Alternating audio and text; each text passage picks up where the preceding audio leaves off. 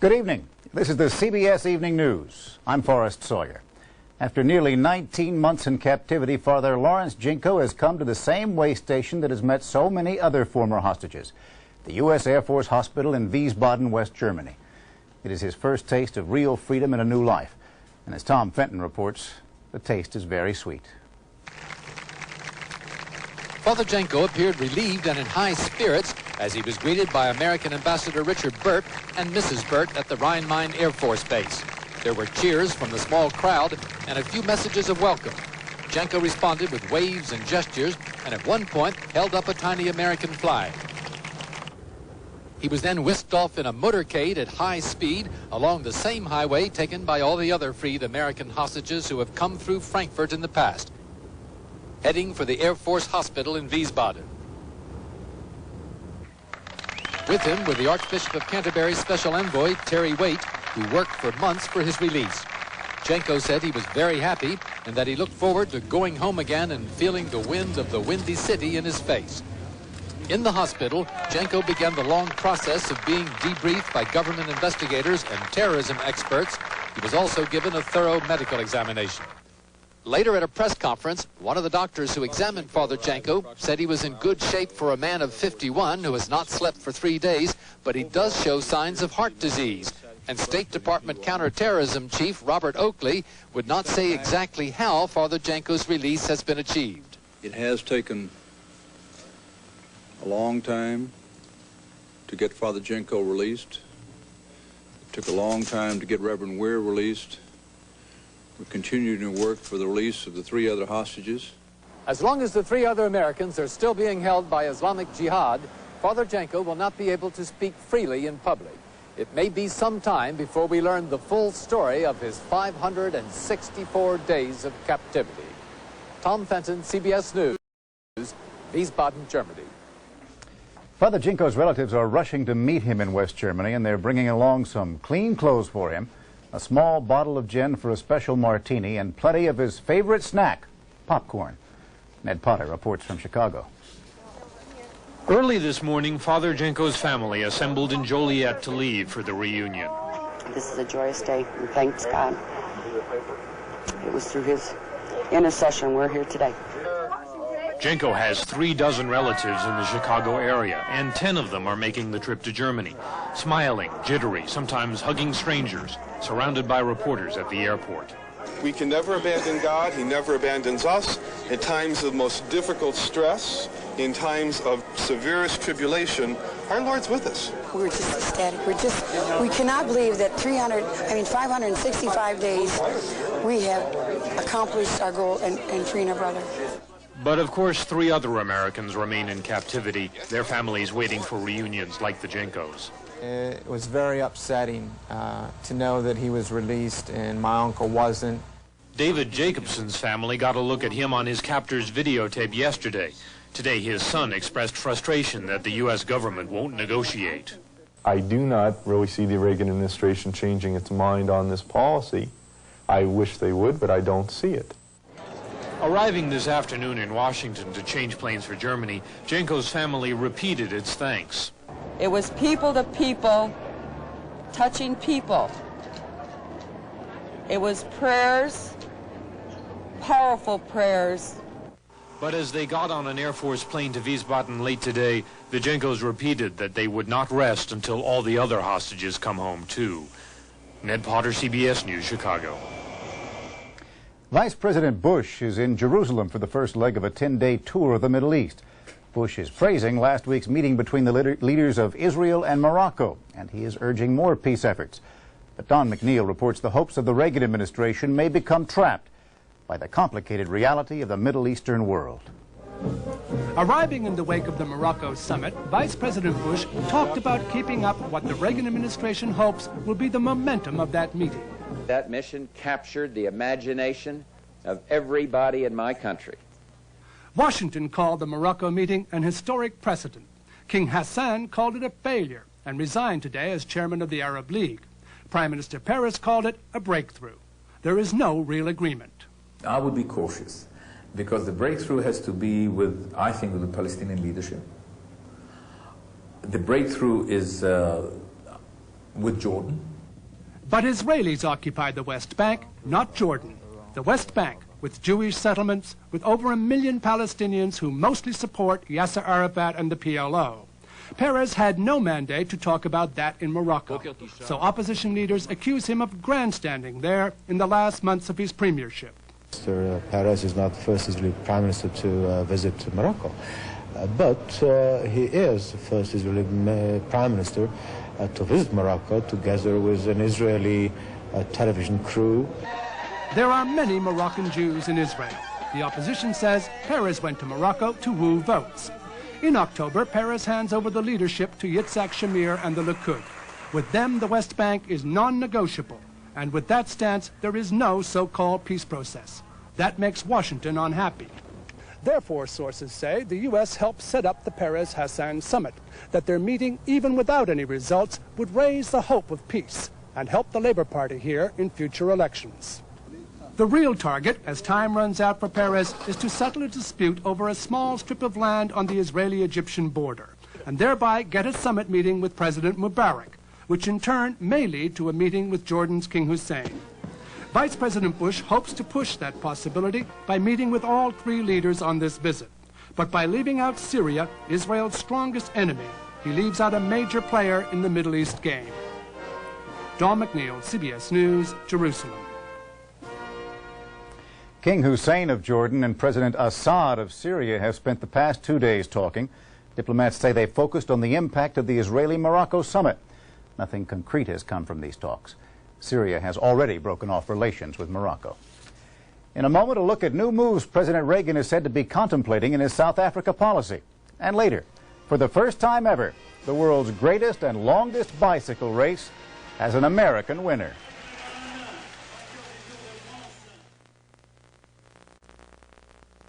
Look, I'm only 35, and the last thing on my mind is cancer. So when the National Cancer Institute said they believe a high-fiber, low-fat diet may reduce the risk of some kinds of cancer, well, I didn't exactly jump. But then I found Kellogg's All-Bran with fruit and almonds, and I started thinking, if I can make changes like getting more fiber now and get apples, raisins, and almonds in the bargain, why put it off another year? Look for new All-Bran fruit and almonds next to original Kellogg's All-Bran. Wake up with those red eyes. Wake up to Visine with tetrahydrozoline. It gets the red out of irritated eyes, so they look fabulous for hours. Your beautiful Visine eyes. Wake up to Visine. It gets the red out. You're up. You can't sleep. So join the millions who've switched to Unisom. In tests, Unisom helped people fall asleep an average of 23 minutes faster than without Unisom. Take Unisom and fall asleep faster. There are reports today that President Reagan plans to extend limited economic sanctions he imposed against South Africa last year. They expire in early September. Also, that he may send a special envoy to caution the white government that tougher measures might follow. At the White House, Jacqueline Adams reports. President Reagan refused to comment, but White House officials admit they are considering sending a special envoy or a congressional delegation to South Africa. The mission? To warn the Botha government that stiff sanctions are imminent unless negotiations to end apartheid begin very quickly. The president's close friend, Nevada Senator Paul Laxalt, is a leading candidate, as is Senate Foreign Relations Committee Chairman Richard Lugar. The envoy on this occasion should be someone who brings hope to the process as opposed to simply a fact-finding mission. But Senate liberals and black leaders in South Africa say that unless this U.S. envoy could force the Botha regime to make specific reforms on a strict timetable, he'd be useless. We've been getting too many special envoys. There really is no further need for envoys. There have been a whole series of envoys from the West.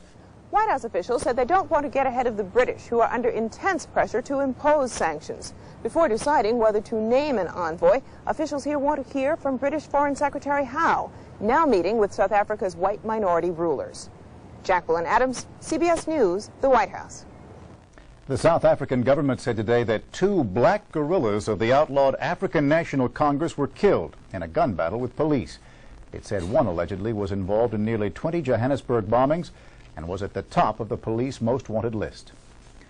It rained over parts of the drought-stricken southeast overnight, but for much of the region, rainfall is still 10 to 20 inches below normal this year.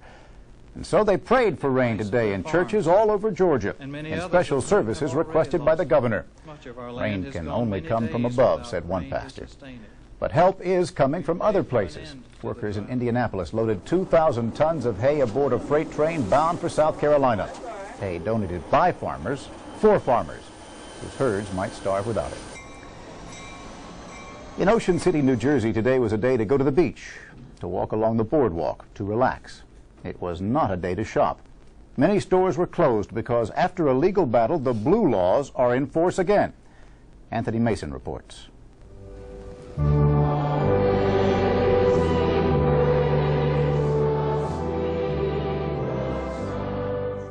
Ocean City, New Jersey was founded as a Christian retreat in the 1800s. Today, it still likes to be known as a family resort. They've never allowed alcohol to be sold here, and over the years, so-called blue laws have kept stores closed on Sundays. We believe that Sunday's the Lord's Day, and it isn't necessary to do shopping on Sunday. But most businessmen don't agree. Now a booming resort, Ocean City attracts 100,000 tourists every weekend, and merchants say they can't afford to live with an antique law. This is 1986. The world is not the way it was 35, 40 years ago. A little over a year ago, merchants took the city to court and won. But this past week, a state Supreme Court overturned that ruling, and today, the blue laws are back on the books. This is the way the ordinance reads, and that's what I intend to enforce. To do that, Mayor Roy Gillian had to close his own amusement park, lock up city tennis courts, and even cancel tonight's Ocean City Pops concert. The movie theater closes up, everything closes up, and there's nothing to do. But that's the way many people like it. Take the Sunday with the family and go to the beach. Under the ordinance, some stores can open, and it's those inconsistencies which make merchants most angry. You can rent a raft on Sunday, but you can't sell one. You can buy a magazine like Playboy, but you can't buy a hardback book, not even the Bible. Most Ocean Cityans admit it makes them look pretty foolish. Police reported only minor violations today, even though shop owners say it could cost them as much as 20% of their business. Many hope the controversy can be solved by a referendum in November. In the meantime, the most valuable sign in Ocean City may be the one which reads, Open Sunday. Anthony Mason, CBS News, Ocean City, New Jersey.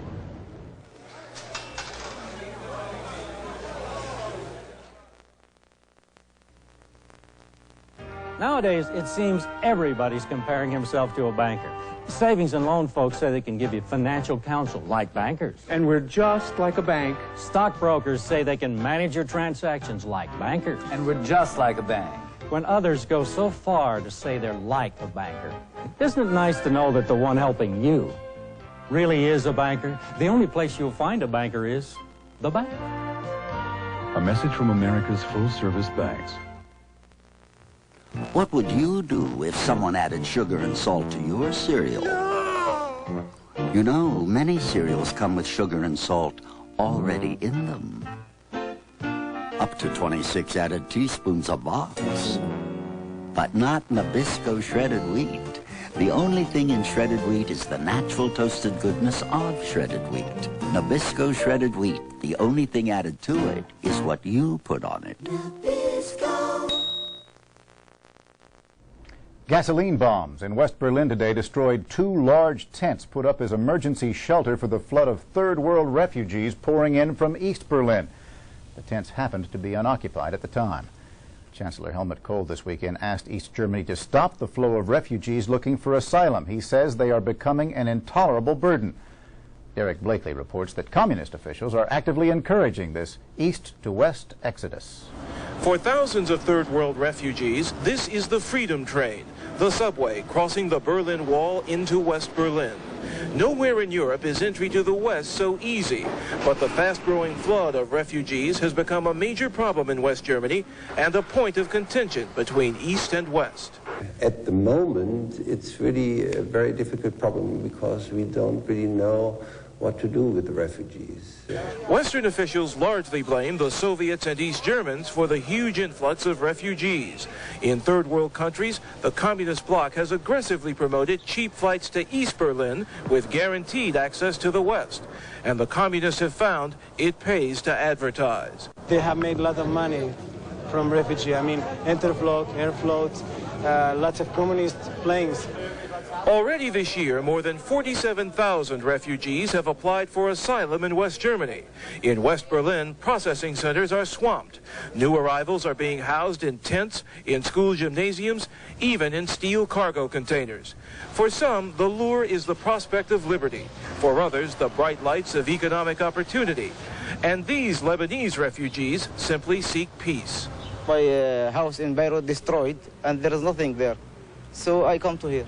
So far, West Germany has been unable to find a practical way to slow the wave of foreigners. For years, Allied officials have refused to impose border controls at the Berlin Wall.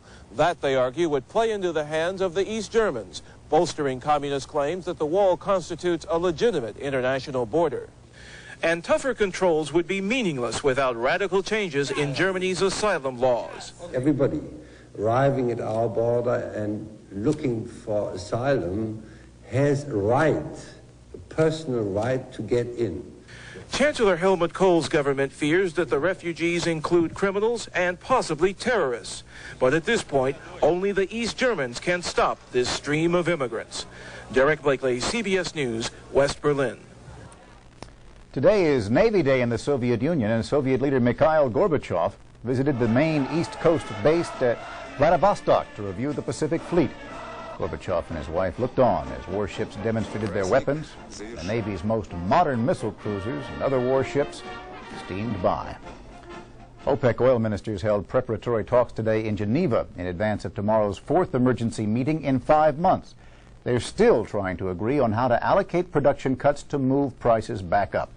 Some ministers report progress, but one calls it an impossible mission. Federal health officials are warning that the flu vaccine now being prepared for this fall and winter might not work against the Russian flu virus. It's been discovered that the virus underwent a structural change that the vaccine cannot fight. The Russian flu has already hit the tropics and the Far East. It has not surfaced in the U.S. for several years.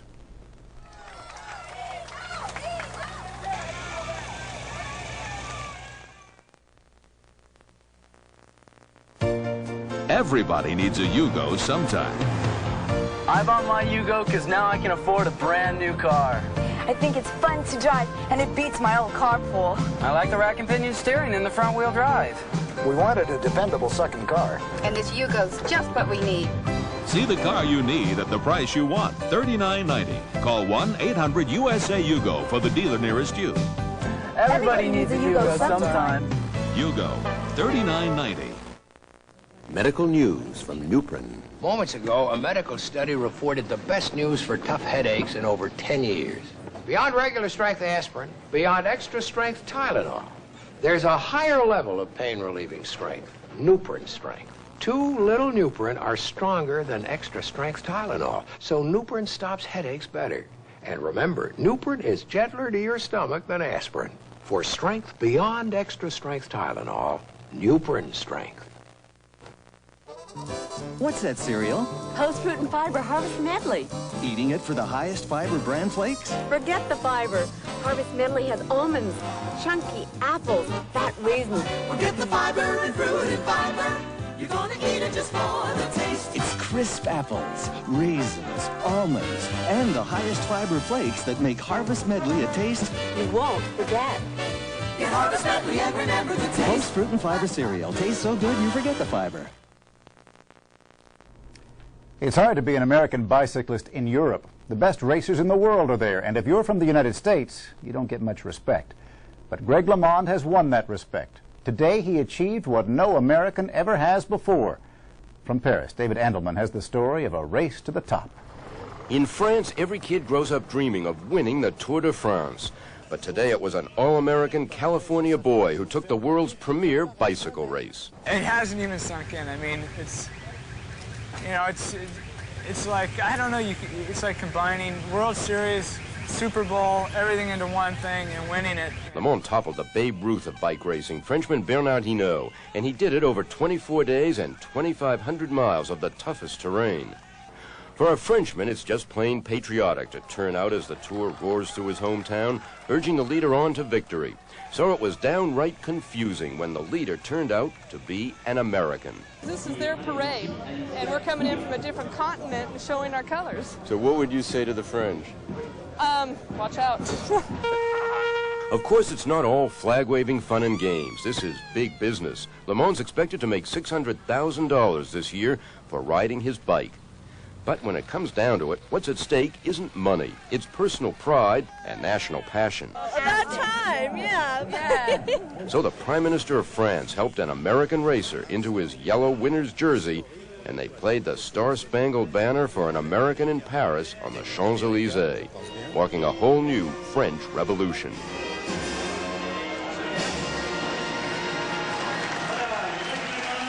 David Andelman, CBS News, Paris. He looks pretty proud of that win. That's the CBS Evening News for this Sunday. I'm Forrest Sawyer. I'll see you in the morning. I want a laxative that leaves me in control all day with no surprises. Think Fiberall. Think relief. Doctors recommend most the kind of laxative that's in Fiberall wafers.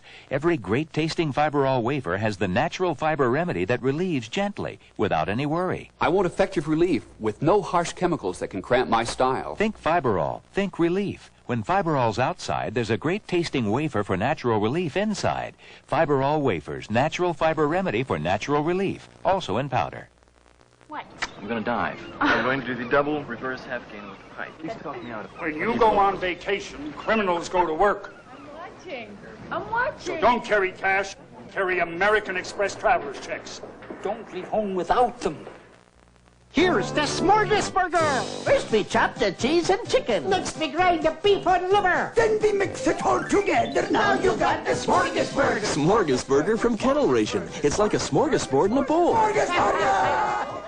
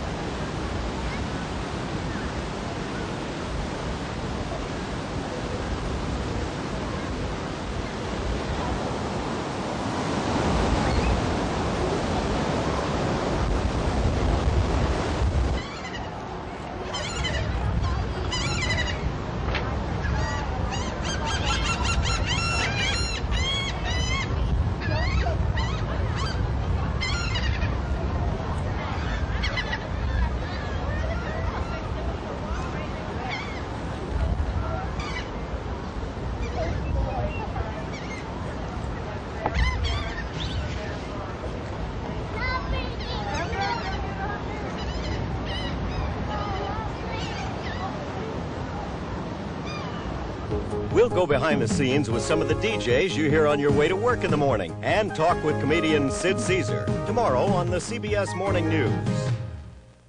This is CBS.